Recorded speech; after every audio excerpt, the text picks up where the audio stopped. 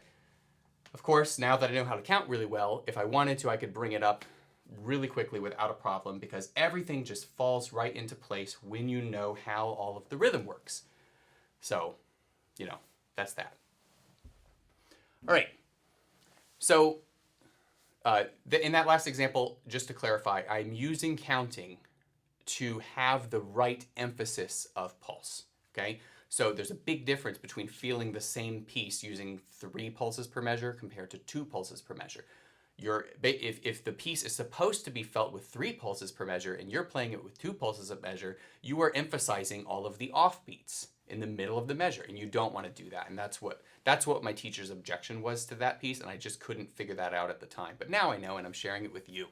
So hopefully that is pretty clear.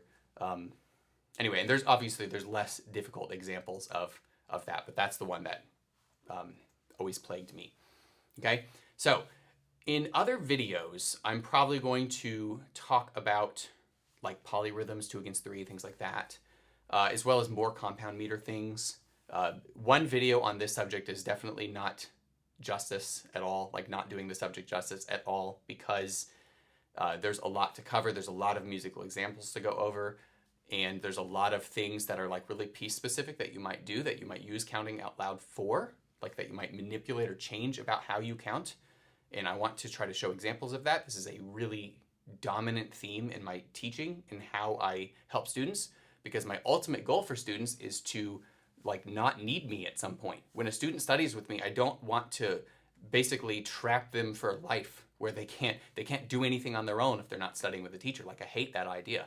I figure that a student's going to be able to dedicate a portion of their years or however long they want to study with a teacher, and they need to learn what they need to learn, and then whenever it doesn't make sense for their life anymore and they move on, they should be able to do things on their own. Like that's the whole point.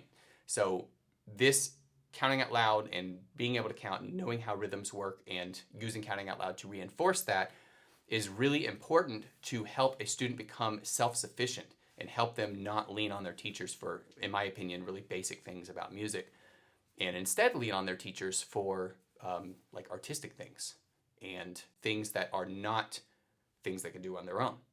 So at least that's how I feel about it. So I try to arm all of my students with like really strong counting out loud so that they can take this and learn all of the music that they want to learn and need me for a lot less in terms of the basics, like I mentioned, okay? So I hope that you found this very nuanced topic helpful.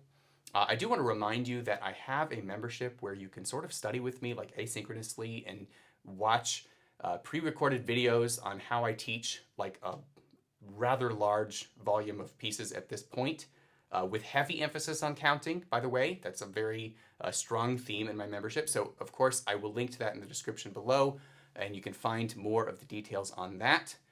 And especially if you don't have a teacher, it's targeted towards like beginner students and intermediate students. So if you're in that category, you're studying classical music, you don't have a teacher, then you really, really should give that a shot, or at least look into it a little bit, because it could be very helpful for you. So I'll link to details below on that. Anyway, I hope you enjoyed this video. Hope you found this helpful, and I'll see you in the next one.